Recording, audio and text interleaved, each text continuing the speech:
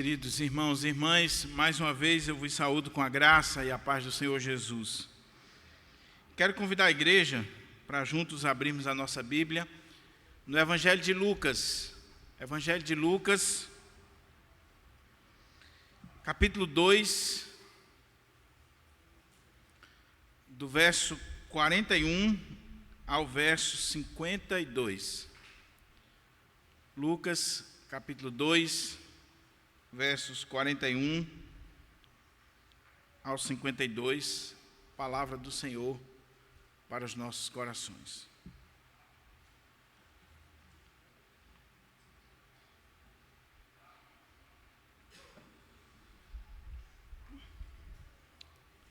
Amém? Diz assim a palavra de Deus: Ora, anualmente iam seus pais a Jerusalém para a festa da Páscoa. Quando ele atingiu os 12 anos, subiram a Jerusalém segundo o costume da festa. Terminados os dias da festa, ao regressarem, permaneceu o menino Jesus em Jerusalém, sem que seus pais o soubessem. Pensando, porém, estar ele entre os companheiros de viagem, foram o caminho de um dia, e então passaram a procurá-lo entre os parentes e os conhecidos. E não tendo encontrado, voltaram a Jerusalém à sua procura.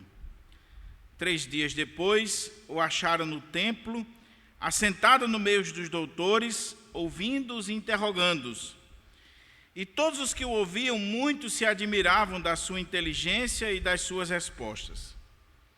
Logo que seus pais viram, ficaram maravilhados, e sua mãe lhe disse: Filho, por que fizeste assim conosco? Teu pai e eu, aflitos, estamos à tua procura.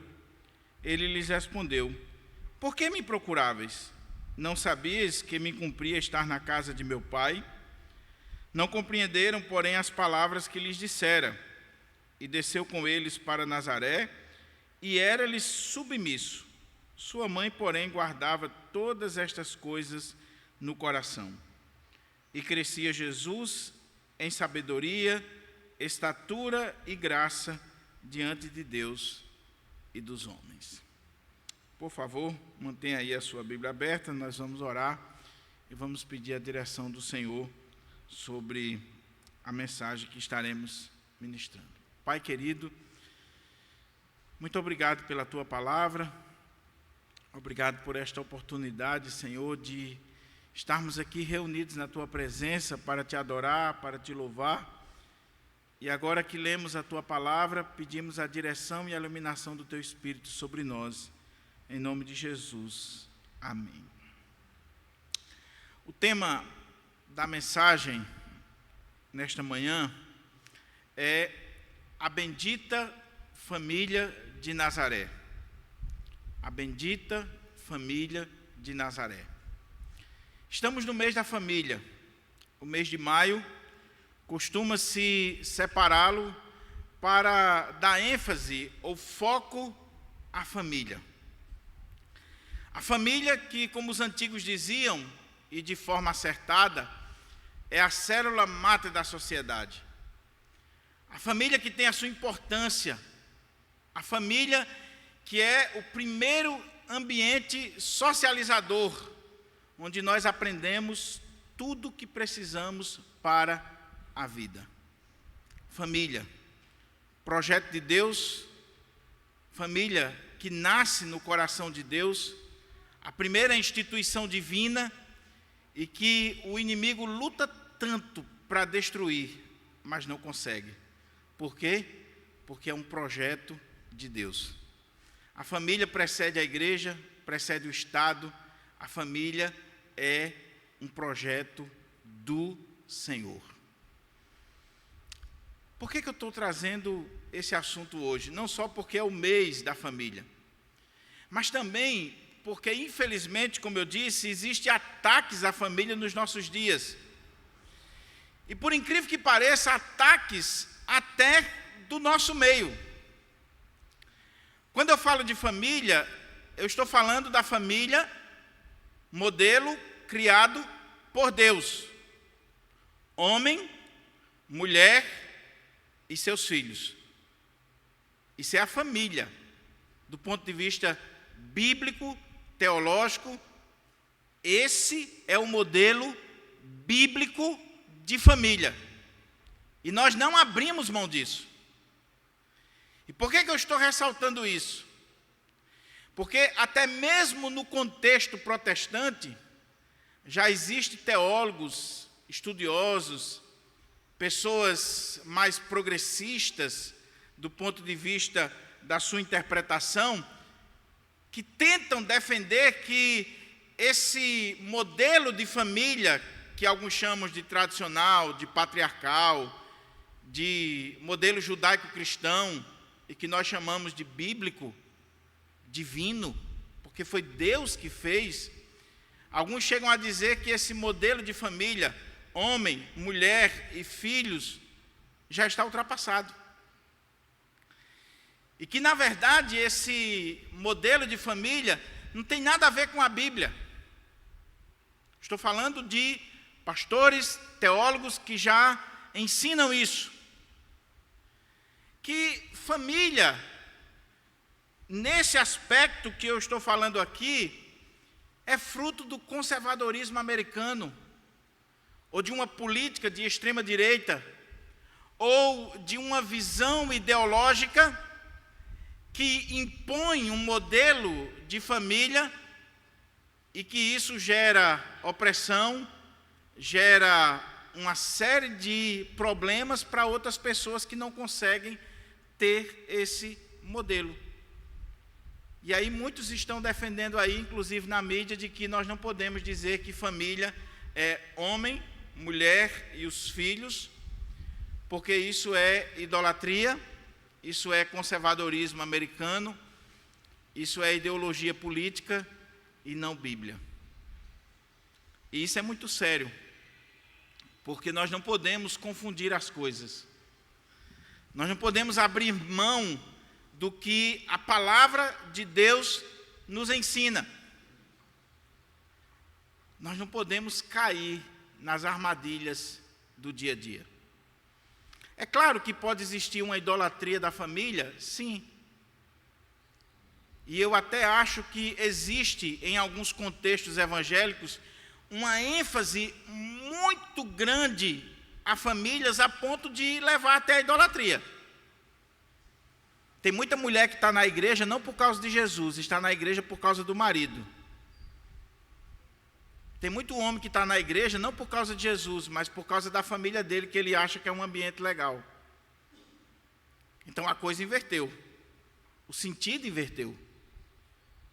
Nós só adoramos a Deus, nós só glorificamos a Deus, mas isso não significa dizer que nós abrimos mão da família, que é um projeto divino.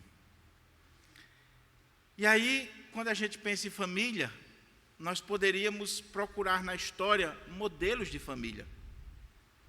Nós poderíamos ir para as grandes famílias, as famílias tradicionais, as famílias que marcaram época, as famílias importantes do ponto de vista comercial, do ponto de vista religioso, os grandes barões, os grandes nomes. Nós poderíamos estar aqui citando famílias e mais famílias. Porém, quando eu estava pensando, refletindo para falar sobre esse assunto, veio ao meu coração a bendita família de Nazaré. Porque, meus irmãos, nós temos um problema sério na igreja evangélica brasileira de desprezarmos José e Maria. Nós falamos sobre Paulo, nós falamos sobre Pedro, nós falamos sobre Moisés, nós falamos sobre N personagens da Bíblia, mas nós temos como que um acanhamento quando se fala de José e Maria. Por um lado, para não cair no erro do catolicismo romano de supervalorizar ou colocar num pedestal que eles não podem estar, onde recebe adoração, onde recebem a glória que é devida só a Deus. Mas nós caímos no outro extremo, de desprezar, de não falar, de não escrever livros, de não pregar, de não ter cânticos falando sobre esses personagens, de não termos devocionais falando sobre esses personagens. Nós caímos no outro extremo. E quando eu olho para a Bíblia, eu vejo que a bendita, a abençoada, a piedosa família de Nazaré tem muito a nos ensinar. Tem muito a nos mostrar como é uma família de Deus, uma família piedosa, uma família consagrada, uma família crente, uma família que de fato glorifica a Deus, exalta a Deus, uma família que vive exatamente para promover o reino de Deus e a glória de Deus. E eu queria, em rápidas palavras, na verdade não vai ser um sermão expositivo, eu li esse texto de Lucas apenas para dar base para alguns pontos que eu quero focar aqui, mas o meu sermão hoje é um sermão mais temático do que expositivo, porque eu quero tratar alguns aspectos da família de Nazaré, que não estão todos apenas nesse texto, mas nos textos, na história de José e Maria como um todo. Mas o primeiro ponto que eu quero destacar está aqui nesse texto. Primeira coisa que eu destaco sobre essa bendita família de Nazaré é que ela é uma família normal, como qualquer outra família. Aqui a gente já tira o mito, por exemplo, da, entre aspas, sagrada família. Se eu entender sagrada família no sentido de separada para Deus, ok, tranquilo, não tenho problema com isso. Mas se eu entender sagrada família como uma família especial, perfeita, uma família que é digna de glorificação, está completamente errada. Por quê? Porque essa família aqui é uma família normal, como qualquer outra família. Eles têm sonhos, eles têm decepções, eles têm lutas, eles têm dificuldades, eles enfrentam tudo aquilo que uma família normal enfrenta no dia a dia. José se apaixonou por Maria, inicia um relacionamento, estão preparados para casar. José está correndo atrás de todos os preparativos. No meio daqueles preparativos acontece algo inesperado. Maria está grávida. E José, como qualquer homem, pensa em deixá-la. Mas como ele amava Maria, e esse é outro aspecto que eu vou destacar, ele não quis expô-la à desonra pública, difamá-la. Ele sabia que ela poderia ser apedrejada. Ele resolve deixá-la secretamente. Sendo anunciado pelo anjo de que aquilo era obra de Deus e que ele deveria receber sua mulher e cuidar daquela criança, José recebe Maria e começa a saga desta família. Uma família perseguida, uma família humilde, uma família pobre, uma família que tem que estar se deslocando de um lado para outro, uma família normal como qualquer outra. Quando a gente olha aqui para o texto, meus irmãos, nós vemos que eles vão a Jerusalém, eles vão para a festa da Páscoa, eles vão celebrar ao Senhor, como todo judeu ia, pelo menos uma vez no ano, celebrar uma das grandes festas judaicas. E eles estão lá, na festa, e eles levaram o seu filho querido. E quando eles chegam na festa, eles ficam tão encantados com o ambiente da festa. Diz os estudiosos que nesse período de festa em Jerusalém, a população de Jerusalém quintuplicava. Uma população de 20 mil, 25 mil pessoas ia para 100 mil. E aí os parentes, os conhecidos, os amigos, as pessoas de diversas regiões vinham, muita festa, muito sacrifício, muita coisa para ser vista. José, que era original, era um homem original, Júlio. José, que provavelmente era o que estava cuidando do menino, descuidou. Eu acho legal demais José. José é um homem original. E aí José, conversando com os compadres, os amigos, daqui a pouco, cadê o menino? Cadê o menino? E eles notam a ausência do menino. O menino se perdeu. E aí eles começam a procurar entre os amigos, os parentes, os companheiros de viagem, nada, e vão achar o menino no templo com os doutores. É claro que Lucas está fazendo aqui um relato resumido da história, mas você acha que Maria falou com José assim, rindo, tranquila? Você acha isso? Maria, como qualquer mãe, o texto mesmo diz que ela estava aflita. José estava aflito, mas com certeza Maria estava muito mais aflita. E dizendo: José, como é que você fez isso, José? Cadê o menino? O que foi que houve? O menino estava com você. Por que eu estou destacando isso? Para mostrar que José e Maria eram pessoas normais, que aquela família era normal, como eu e você.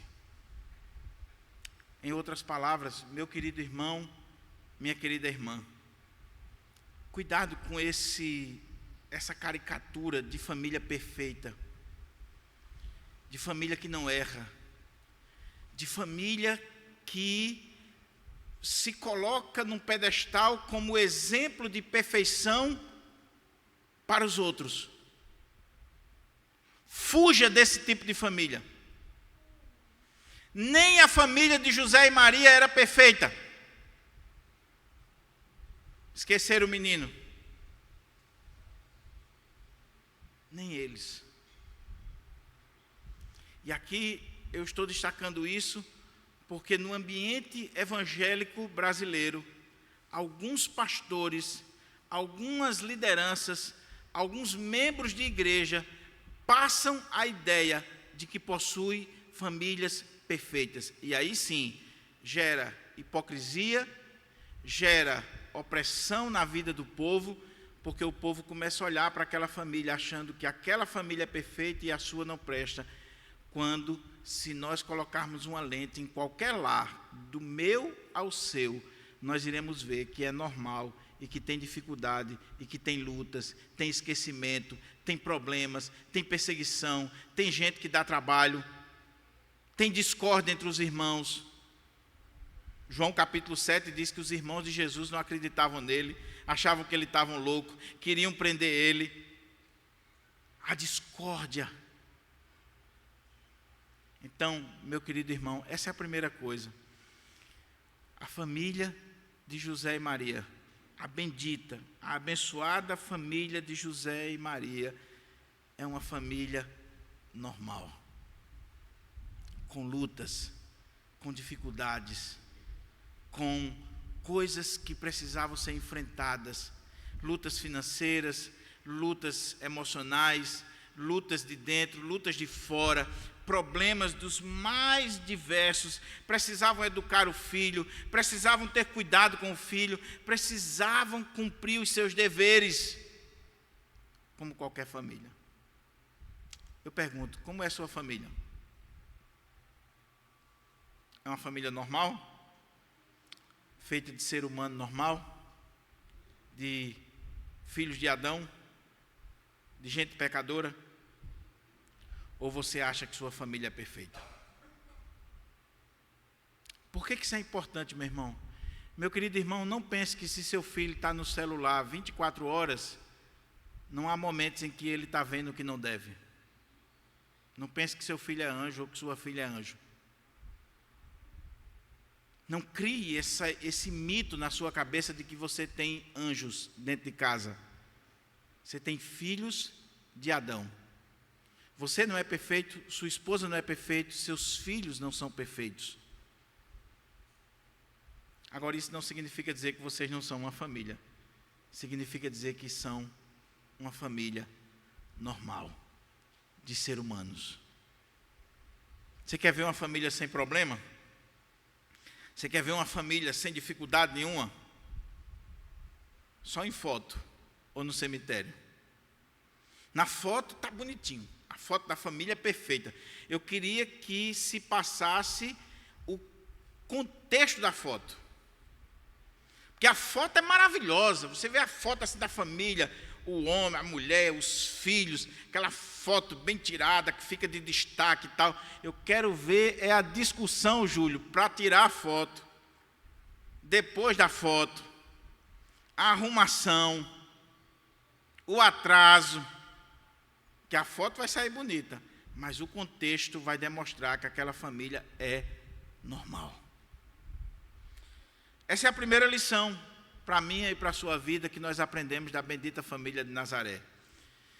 José era normal, como eu e você, esquecia o menino, às vezes esquecia as coisas, pisava na bola, com alguns detalhes, precisava Maria estar dando um puxão de orelha. Maria ficava aflita como você, minha irmã, esquecia também. Normal, qualquer família passa por isso. Mas a segunda lição que eu vejo da bendita família de Nazaré é que nessa família existia amor. Você tem dúvida de que José amava Maria e Maria amava José? Você tem dúvida do amor deles para com o seu filho Jesus e os demais, como diz Mateus? Você tem dúvida do amor de José por essa jovem? José amava Maria a tal ponto de se sacrificar por ela, de dar a vida por ela, de correr riscos, de fazer sacrifícios, de andar longas jornadas, de assumir aquela criança, a paternidade daquela criança. Amor. Irmãos, nós precisamos restaurar isso nas famílias. Eu vou casar para ver se dá certo. Já casa com a possibilidade de se separar, a começar da hora que vai fazer os documentos, já está tudo acertadinho, pensando na separação. Por quê? Porque falta amor. Porque falta esse vínculo da perfeição que é o amor. Se casa por interesse, se casa por arrumados, se casa para dar satisfação aos pais, à sociedade, à igreja. Não se casa por amor. É triste quando muitas vezes, até na igreja evangélica, vamos falar de nós, porque um jovem caiu com uma moça, a família ou o pastor força a casar. E aí vão ser infelizes. Vai errar 2 vezes. E é um divórcio na certa, lá na frente. Lá na frente. E aí a coisa vai virando uma bola de neve. Então nós não casamos para dar satisfação, nós não casamos porque o pastor quer, a igreja quer, o pai e a mãe quer. Nós devemos casar por amor. Agora, amor é decisão. Amor não é algo assim mágico das histórias, dos romances. Não, amor é decisão. José decidiu amar Maria. E mesmo diante das lutas, mesmo diante das dificuldades, mesmo diante daquela situação tão difícil, José amava tanto a Maria que ele não quis destruir a vida de Maria. Ele poderia ter destruído a vida de Maria naquela hora. Porque cá entre nós, meus irmãos, se coloca no lugar de José. Eles estão noivos. Era a segunda fase do casamento judaico. Era prometido, a número 1. Depois assumia-se um contrato de noivado, papel assinado. Já era uma espécie de casamento no contrato. E após isso, o casamento de fato, quando os dois iam para casa, fazia a festa, convidava os amigos e ali seguiam a vida. José está nessa fase do noivado, do contrato. e de repente Maria aparece grávida. Pelas leis judaicas, uma moça que traía o seu noivo nessa fase aqui era adultério, porque ela já estava comprometida, ela já estava casada legalmente. E o que aconteceria com ela? Apedrejamento. Mas o amor de José era tão grande por ela, que na cabeça dele, no coração dele, mesmo que ela não tenha sido fiel, mesmo que ela tenha pisado na bola, por causa do seu amor, ele não iria destruí-la. Eu vou deixá-la secretamente, eu não vou expô-la à desonra pública, eu vou preservar a integridade física, a integridade emocional, eu vou preservar a vida dela. Parece até os casamentos de hoje, né? Parece até as uniões de hoje. Juras de amor, loucuras de amor. Mas deixa ter uma briga, deixa ter um divórcio, deixa acontecer qualquer contrariedade para ver onde é que estava o amor. Deixa para ver. Amor. Meu querido irmão, minha querida irmã, não existe sustentação de uma família se não há amor entre os cônjuges, se não há amor entre pais e filhos, entre filhos e pais, se não existe amor. Sua esposa não deve ter medo de você, meu irmão. Sua esposa não deve olhar para você como um delegado, como um juiz, como um déspota. Sua esposa deve lhe amar, e porque lhe ama, respeita, cuida. Você não deve olhar para sua esposa, meu irmão, como um objeto.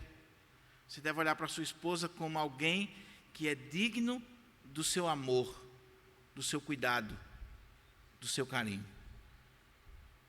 Olha para José. Tira um fino na vida de José. Tira um fino na vida desse homem que se dedica a essa jovem. Diz os estudiosos que provavelmente José era mais velho.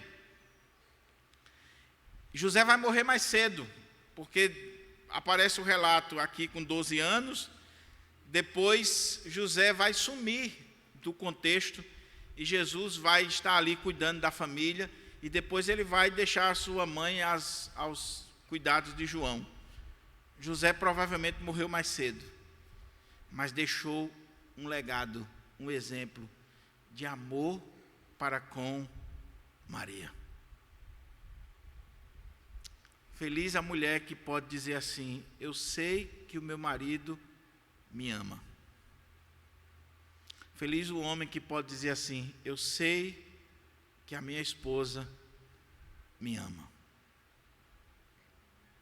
Tem pessoas, meus irmãos, que precisam olhar mais para a bendita família de Nazaré e ver que onde existe amor, supera-se obstáculos, desafios, lutas, dificuldades, onde existe amor.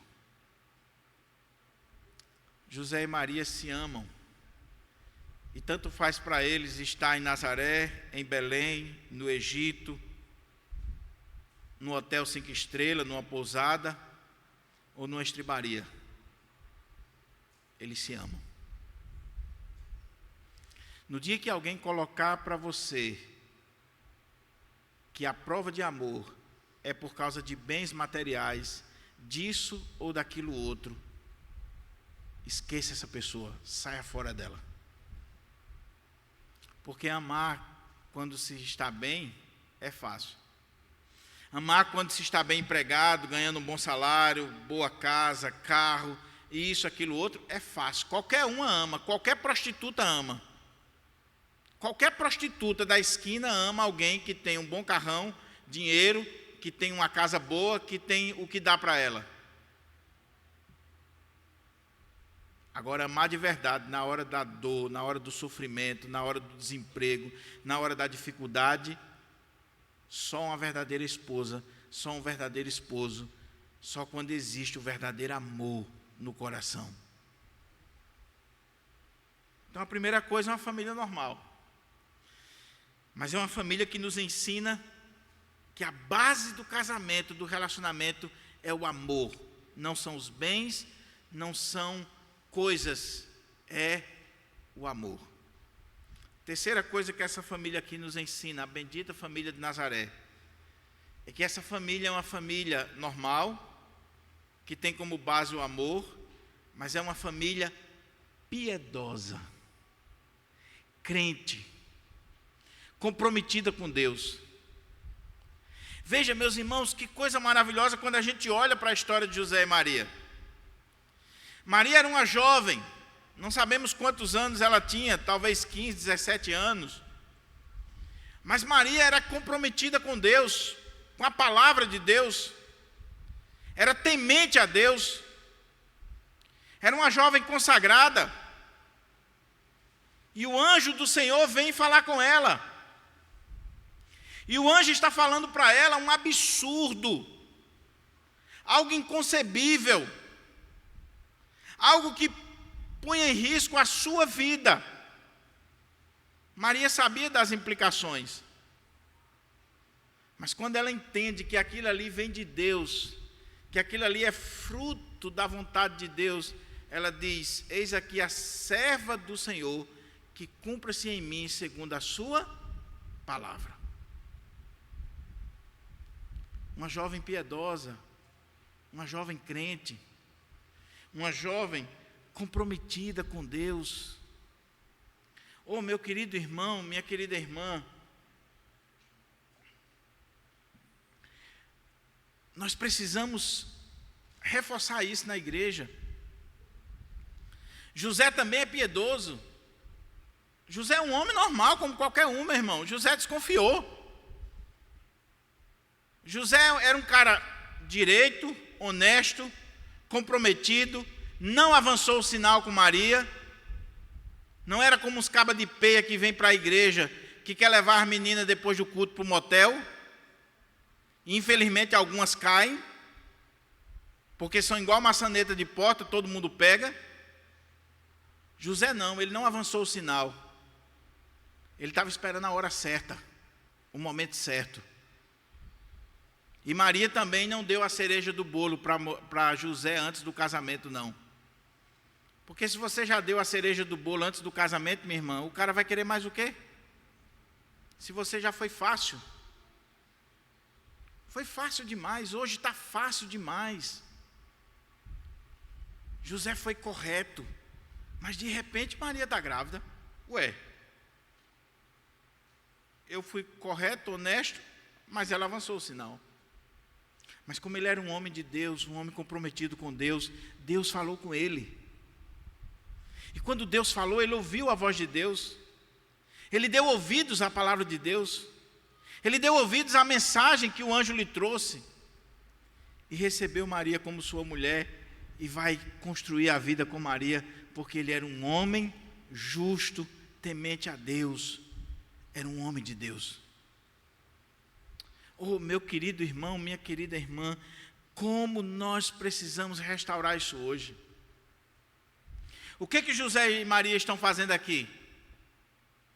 Eles vieram para um recenseamento, Lucas vai colocar aqui no início do capítulo, eles estão cumprindo com os seus deveres civis. É outra marca desta família. Eles saíram de Nazaré, vão para Belém porque havia um recenseamento. Cumprir com o meu papel como cidadão, os meus compromissos civis. Mas como uma família piedosa, eles estão indo para Jerusalém para celebrar a festa da Páscoa.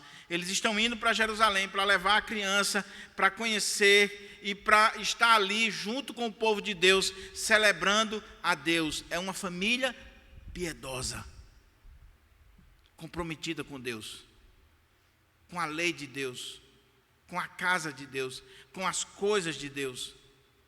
E eles estão ensinando isso ao filho desde a mais tenra idade. desde a mais tenra idade. E o texto diz aqui que era costume, como de costume, subir a Jerusalém para a festa da Páscoa, para a festa da colheita, a festa dos tabernáculos. Era costume deles irem, como todo bom judeu, celebrar ao Senhor em Jerusalém. Eles não eram aqueles crentes que vêm à igreja esporadicamente, não. Era costume estar na casa do Senhor. E isso influenciou e influencia os filhos. Uma família piedosa, uma família consagrada. Oh, meus irmãos, que bênção nascer numa família piedosa, numa família consagrada, numa família que teme a Deus, que louva a Deus, que a palavra de Deus é o árbitro daquele lar, que a palavra de Deus domina todas as decisões daquela casa. Uma família que, como o nosso pastor sempre colocou aqui, o reverendo Enoque, uma família que no domingo a chave vem junto, porque ninguém ficou em casa. Os pais, os nossos pais do passado, crentes, servos de Deus, quando vinha para a igreja, todo mundo, a chave tinha que vir junto. E lembra do que o pastor Enoque sempre colocou aqui? Chegava na igreja, o primeiro banco era só dos meninos, porque não tinha televisão na época, era só fazer menino. Então não tinha internet, não tinha televisão, não tinha TikTok, era fazer menino, né? Hoje é a noite todinha no TikTok, no celular. Os casais não namoram mais, porque a internet está roubando, está matando os casais. Mas é outro assunto. Mas aí os meninos vinham tudinho, sentavam tudinho no primeiro banco. A família toda, família piedosa na casa de Deus. Meu querido irmão, será que nossa família pode ser considerada uma família piedosa? Será que nós estamos educando os nossos filhos na piedade cristã, no compromisso com Deus, com a palavra de Deus, com a oração, com a casa do Senhor? Será que nós estamos fazendo isso? Será que nós nos preocupamos de não só sermos uma família piedosa, mas transmitirmos esse legado para os nossos filhos? Tem pai que está dando tudo para o filho, meu irmão. Menos a transmissão da fé, menos a piedade. Você prefere que seu filho seja o melhor médico, o melhor engenheiro, o maior industrial e vá para o inferno?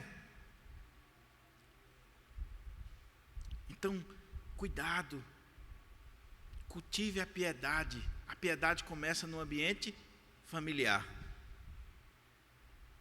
Seu filho já lhe viu lendo a Bíblia, orando, caminha para a casa de Deus com eles?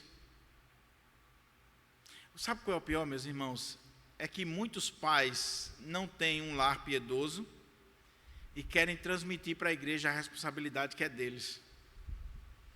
Deuteronômio capítulo 6 diz: as palavras que hoje te ordeno estarão na tua boca e no teu coração, e tu, não o pastor, não a professora da escolinha dominical, e tu as inculcarás aos teus filhos, ao deitar, ao levantar, andando pelo caminho.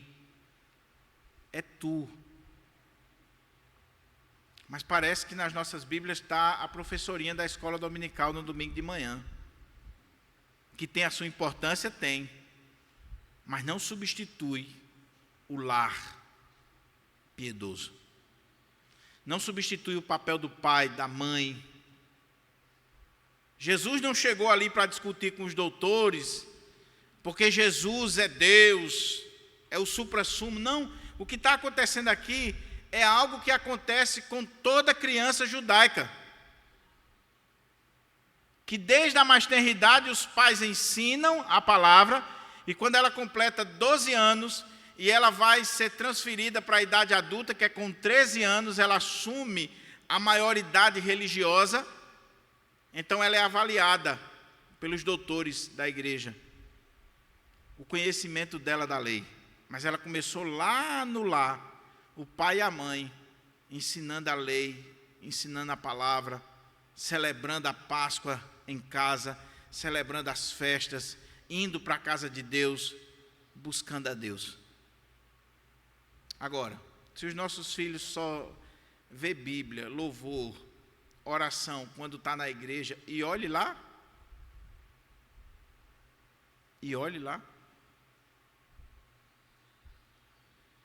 uma família piedosa, uma família crente, uma família comprometida, como eu disse, uma família normal,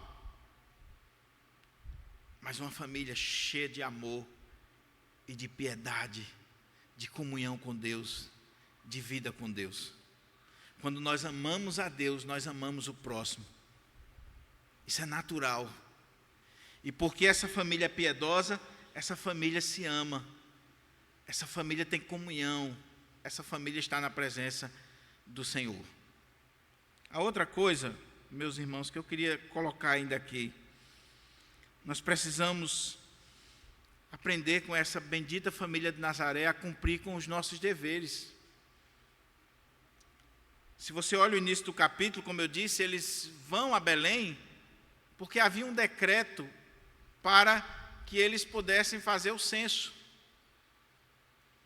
Irmão, o que nós estamos transmitindo para os nossos filhos? Que nós não pagamos os impostos, que nós não cumprimos com nossa palavra, que nós não agimos como verdadeiros cidadãos. O que nós estamos transmitindo para os nossos filhos? Eles estão imitando.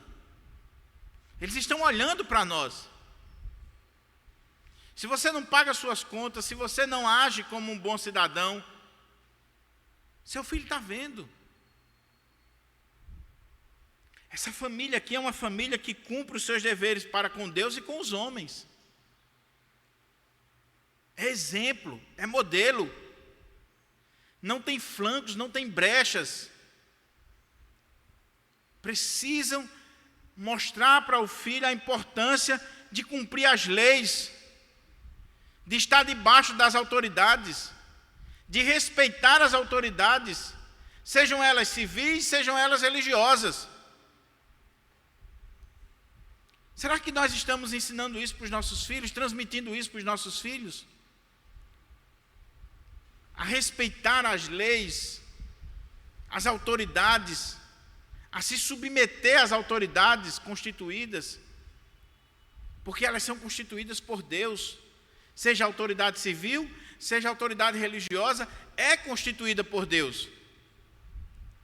Mas se o filho olha para o pai e a mãe e vê que eles não são bons cidadãos, são péssimos cidadãos, que não cumprem com seus deveres, que não respeitam leis, não respeitam a autoridade, o que eles vão levar para o futuro?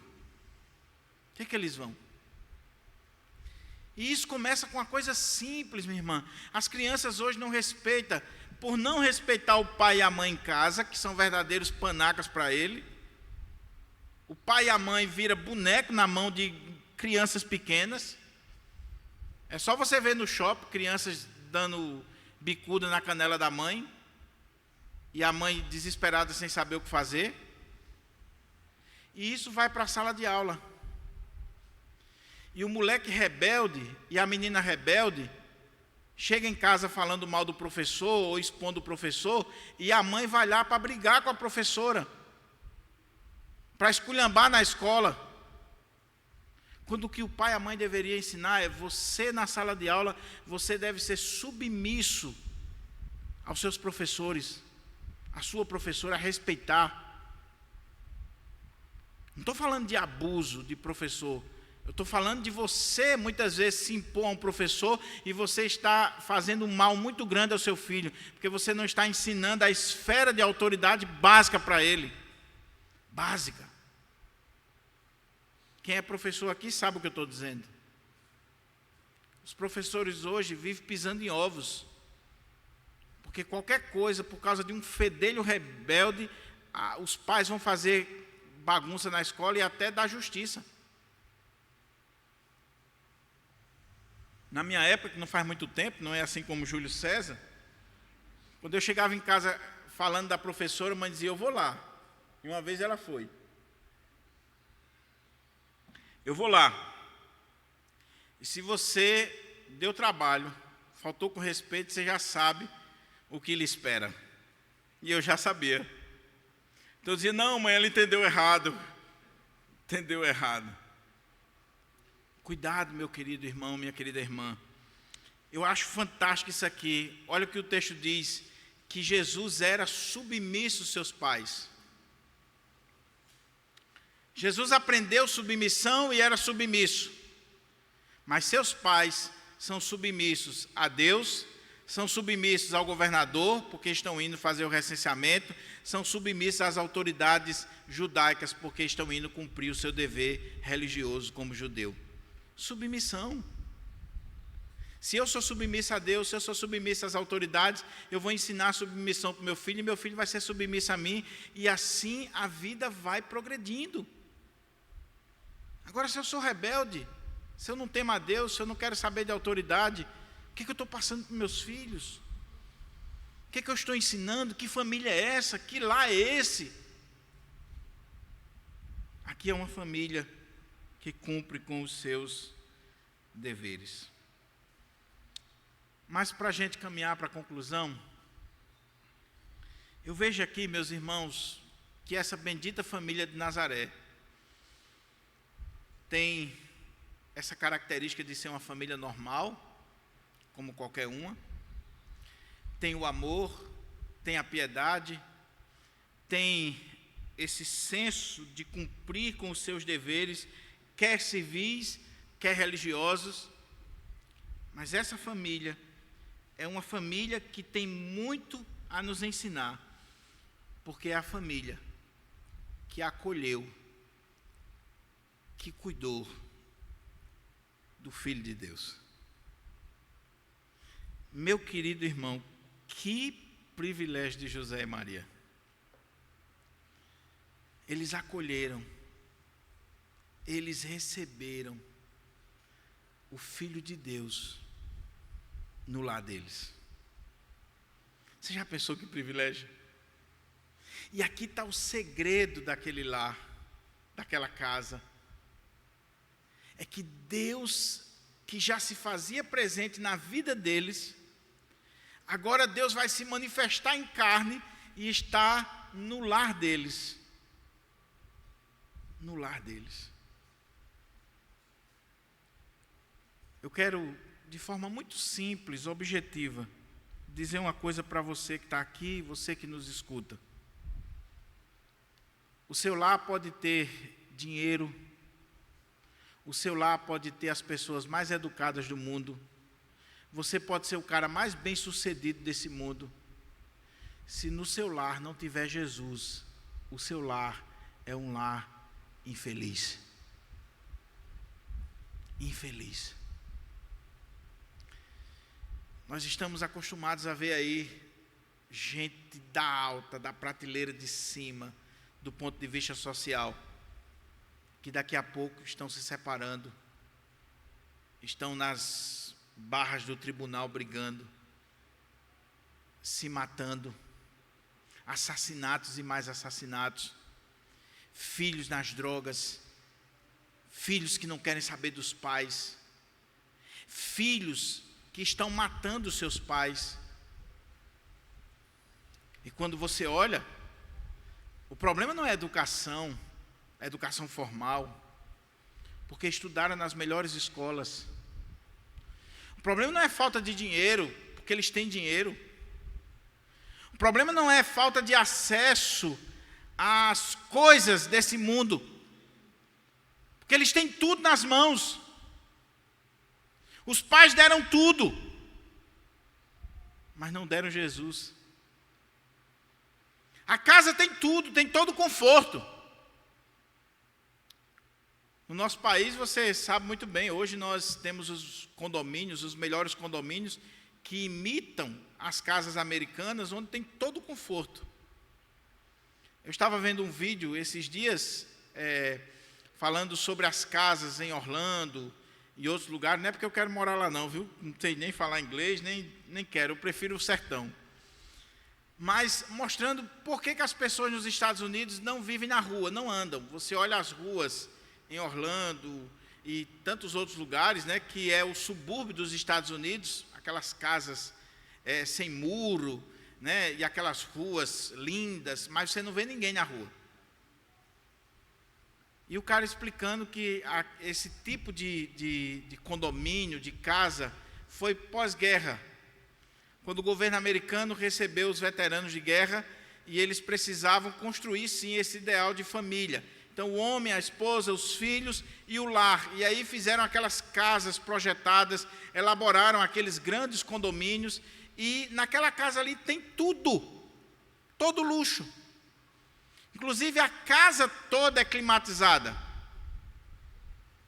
Então, se você tem ali tudo, se hoje você pode trabalhar em casa, você pode fazer compras pela internet, o cara vem deixar na sua casa, você vai sair para a rua para quê?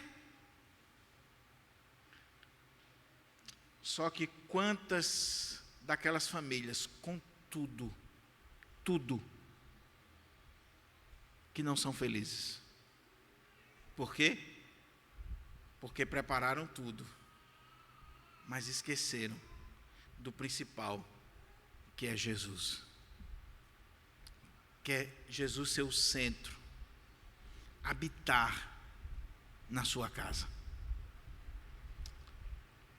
Eu queria perguntar para você, você está preocupado com a sua casa? E eu sei que tem muitos que se preocupam, e devem se preocupar, com a arrumação, os móveis, o local, tudo isso, bênção, meu irmão. E se você quiser um design de interiores, a irmã Ellen está aqui, vai ajudar você, vai deixar a sua casa coisa de rico, um brinco. Mas não adianta você fazer tudo isso, se você não colocar Jesus ali. Se Jesus não fizer parte da sua família é a mais miserável de todas. A bendita família de Nazaré tinha o privilégio de ter Jesus com eles. E tendo Jesus, havia paz, havia alegria, havia regozijo, havia providência de Deus. Lutas, sim, Ele nunca escondeu de nós. Dificuldades, perseguições, muitas vezes, sim, mas a certeza de que Deus está conosco. Ele é o Emanuel, é Deus conosco. É Deus conosco. Conta-se que uma mulher ia passando em frente a uma caverna. Ela vinha com seu filhinho nos braços, e ela olhou para dentro da caverna e ela viu joias, pedras preciosas, coisas raras de grande valor. E ela ficou encantada e de repente ela ouviu uma voz: entre, pegue o que puder, mas em 1 minuto a porta vai se fechar para sempre, e não esqueça o principal. A mulher entrou com muita sofreguidão e foi pegando as joias, pegando pedras preciosas, aquelas coisas, e aí a voz disse: não esqueça o principal, a porta está quase a se fechar. E ela correu, e daqui a pouco, quando ela viu que a porta ia fechar, ela foi embora e esqueceu o filho lá dentro. Por favor, meu querido irmão, na correria da vida, e nós sabemos o quanto nós precisamos correr todos os dias, e deve correr em busca do pão de cada dia, de uma vida melhor, de um futuro melhor. Você deve correr, não é pecado. Não fique em casa esperando as coisas cair do céu, não. Quem caiu do céu foi o capeta. Não fique em casa com a boca escancarada, cheia de dentes, só esperando a morte chegar, não. Ore e põe o pé na estrada. Mas não esqueça o principal na sua vida. Sabe qual é o principal na sua vida? Você sabe qual é o principal na sua família, na sua vida? Deus, família, a casa do Senhor e o seu trabalho. Não inverta as coisas. Não troque essas coisas. Eu coloquei no boletim exatamente essa mensagem: Deus, família e igreja. Está aqui. Essa família tinha Deus, era uma família, e não desprezava o templo, a casa de Deus, não desprezava estar na presença do Senhor. Sua família só está completa quando está nesse tripé, esse tripé sagrado, piedoso. Deus, família, igreja. Quando eu estou falando de igreja, eu estou falando do ambiente de adoração, de culto, de louvor, de comunhão, que começa lá na sua casa. A igreja é simplesmente o resultado do seu lar, o resultado das famílias. Começa lá. Que Deus nos ajude a aprendermos com a bendita família de Nazaré. Vamos orar ao Senhor? Vamos pedir ao Senhor que aplique essa palavra no nosso coração.